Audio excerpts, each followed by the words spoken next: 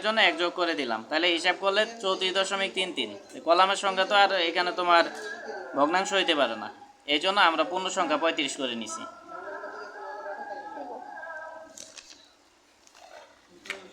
তাহলে এই জন্যই আমরা ওই যে বইয়ের মধ্যে লেখছে 100/3 যোগ কি 1, তাহলে হিসাব করলে 34.33টি, এটা হিসাব করলে।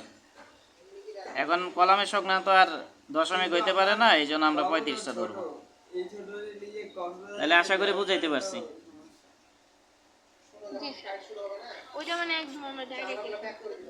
হ্যাঁ, এখন দেখো কলামে কিন্তু কখনো গাঁথনি করে না, কলামে করে আরসিসির কাজ, মানে সিমেন্ট বালি খোয়া আর রড দেয়।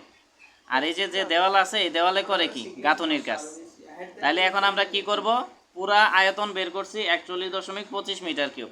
এটা থেকে এই যে কলামে যে আরসিসি কাজ আছে, মানে সিমেন্ট বালি খোয়ার কাজ আছে, এই কাজটা আমরা হিসাব করব। হিসাব করে কি করব, পুরা কাজ মানে 41.25 থেকে এই কলামের কাজটা বাদ দিব, বা আরসিসি কাজটা বাদ দিব। বাদ দিলে কি আমরা দেওয়ালের গাঁথনির কাজ পেয়ে যাব। এই হলো বিষয়। তাহলে এখন আমরা কলামের আরসিসি কাজের হিসাব করব। এই জন্য আমরা লিখব যে কলামের আরসিসি কাজের হিসাব।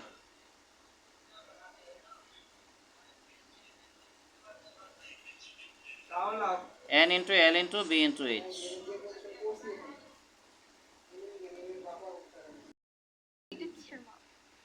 কোনটা? এইখানে দেখেন ইটের গাঁথনি 1:6 পরিমাণ নির্ণয় করো। আচ্ছা, এটা আমি পরে বুঝাচ্ছি, আপাতত এখানে দেখো প্রথমে আমরা লিখব কলামে আরসিসি কাজের হিসাব। এটা সূত্র হলো n into l into b into h। তাহলে এখানে n হলো কলামের সংখ্যা, যেটা আমরা পাইছি 35টা, আর l হলো l এবং b কলামের দৈর্ঘ্য এবং প্রস্থ। যেহেতু এখানে কলামের সাইজ দেওয়া আছে 25x25, তার মানে কলামটা এরকম এরকম, কলামের সেকশনটা এরকম, তার মানে এটার প্রস্থ হলো 25 আর গভীরতা মানে দৈর্ঘ্য 25 এবং দৈর্ঘ্য 25 এবং প্রস্থ 25, দুইটাই 25। তাহলে দৈর্ঘ্য নিলাম 25 সেন্টিমিটার, প্রস্থ 25 সেন্টিমিটার নিলাম। তারপরে এখানে উচ্চতা কি, আমরা প্লিন্থ লেভেলের নিচ থেকে কাজ করতেছি। এখন দেখো এখানে করা হয়েছে ব্রিক ফ্ল্যাট সোলিং, মানে এক স্তরে ইটা সোলিং করা হয়েছে। এখন যেহেতু এটা সোলিং করছি, এটা কলামের আরসিসি কাজের মধ্যে পড়বে না। তারপরে এখানে আমরা সিসির কাজ করছি, তো সিসি যেহেতু কাজ করছি, এটাও কি, এটাও আরসিসি কাজের মধ্যে পড়বে না। তাহলে আরসিসি কাজ কতটুকু হবে, প্লিন্থ লেভেল থেকে এই পর্যন্ত। এই প্লিন্থ লেভেল থেকে এই পর্যন্ত মানে কি 45, 30, 15, 15, 15, এটা হবে উচ্চতা। এই জন্য আমরা লিখছি যে উচ্চতা h = 45 যোগ 30 যোগ এই যে 15, 15, 15, হিসাব করলে 120 সেন্টিমিটার। তাহলে n এর মান কত 35, তারপরে b l এর মান হলো 25 সেন্টিমিটার। তো 25 সেন্টিমিটারকে যদি মিটার করি 0.25 মিটার। তারপরে বির মান 25 সেন্টিমিটার, এখন 25 সেন্টিমিটারকে যদি মিটার করি 0.25 মিটার হবে। তারপরে h মানে উচ্চতা, তাহলে উচ্চতা কত 120 সেন্টিমিটার। এখন সেন্টিমিটারকে যদি মিটার করি 2 ঘর আগে আসবো, তার মানে 1.20 মিটার। তাহলে এটা হিসাব করলে 2.625 মিটার কিউব। এটা হলো কলামের আরসিসি কাজের পরিমাণ। তাহলে দেখো এখন এই যে আমরা টোটাল আয়তন 41.25 থেকে যদি আমরা কলামের আরসিসির পরিমাণটা বাদ দেই, তাহলে কি পাবো, এই দেওয়ালের গাঁথনির কাজের হিসাব পাবো। তাহলে আমরা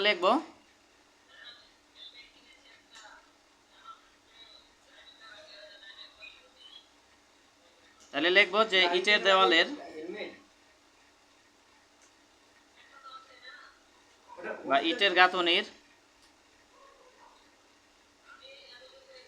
নিট পরিমাণ। ইটের গাঁথনির নিট পরিমাণ কত, তাহলে টোটাল আয়তন হলো 41.25। 41.25 বলতে বোঝায় দেওয়াল এবং কলাম দুইটা মিলে।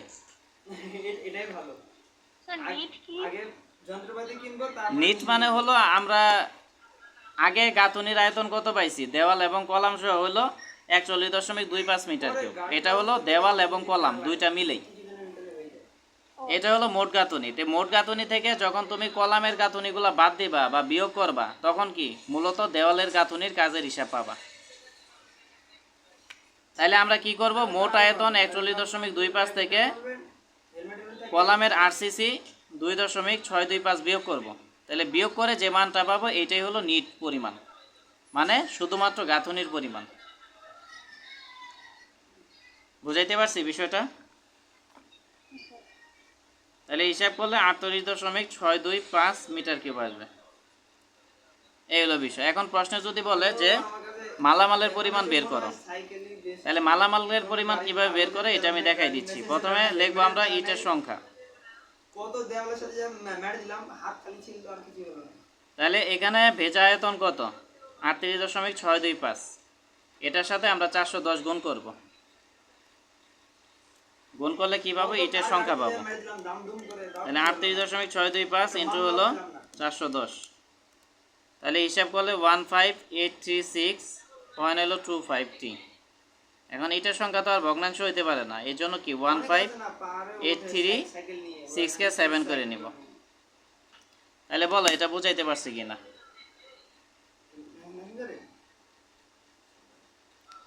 স্যার ইটের, হ্যাঁ স্যার বুঝাইতে পারছি। না, প্রশ্ন থাকলে বলতে পারো। এখানে আমরা যে আয়তন পাইছি এটা হলো গাঁথুনির ভেজা আয়তন। তাহলে এই গাঁথুনির ভেজা আয়তন থেকে আমরা যদি ইটের সংখ্যা বের করি, তাহলে ভেজা আয়তনের সাথে 410 গুণ করব।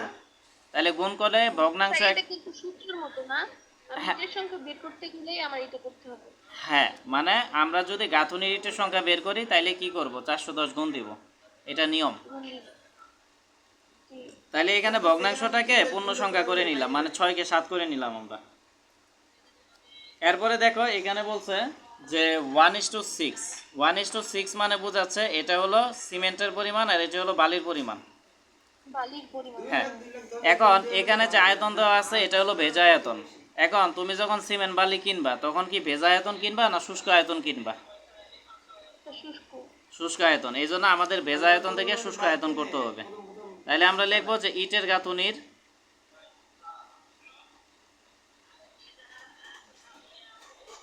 শুষ্ক আয়তন।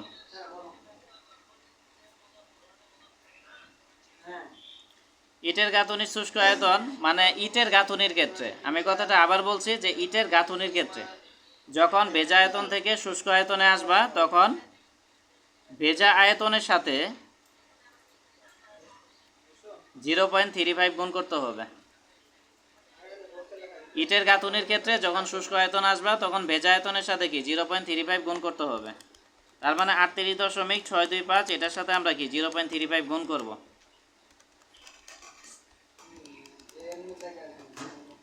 তাহলে হিসাব করলে 13.52 মিটার কিউব আসবে। এখন বলো এতটুকু বুঝাইতে পারছি কিনা? স্যার ভেজার সাথে আমরা 0.35 এটা যদি আমরা গুণ করি তাইলেই হচ্ছে শুষ্ক আয়তন পাবো। জি, অবভিয়াসলি শুষ্ক আয়তন পাবা। তাহলে এটা ক্লিয়ার কিনা বলো? হ্যাঁ এটা শুষ্ক আয়তন। হ্যাঁ, এটা হলো। এটা হওয়ার পরে এরপরে আমরা অনুপাতের যোগফল বের করব। এখানে অনুপাত আছে 1:6। 1:6 মানে কি? অনুপাত 1 এবং 6 যোগ করব। তাহলে যোগ করলে কত আসবে? 7।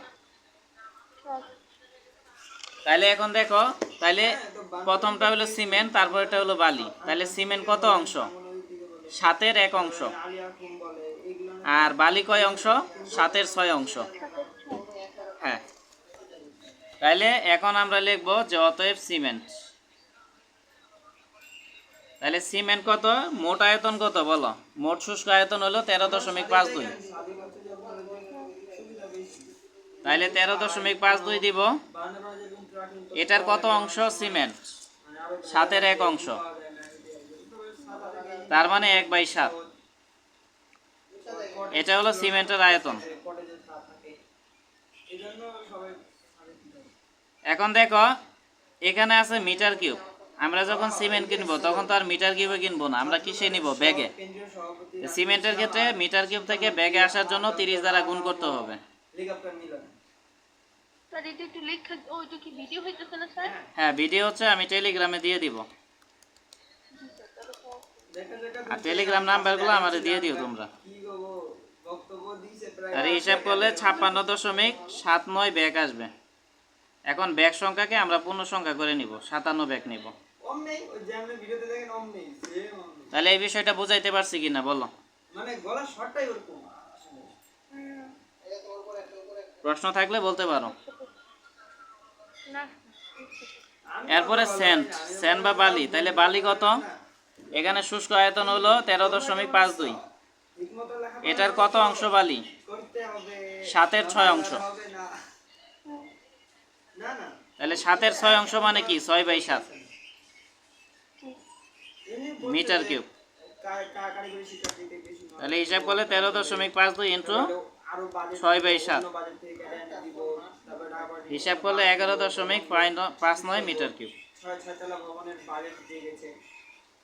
তাইলে পরীক্ষায় যদি মালামালের পরিমাণ বের করতে বলে এইভাবে আমাদের কি করতে হবে? মালামালের পরিমাণ বের করতে হবে। এখন বলো এখানে আরো কোনো প্রশ্ন আছে কিনা? স্যার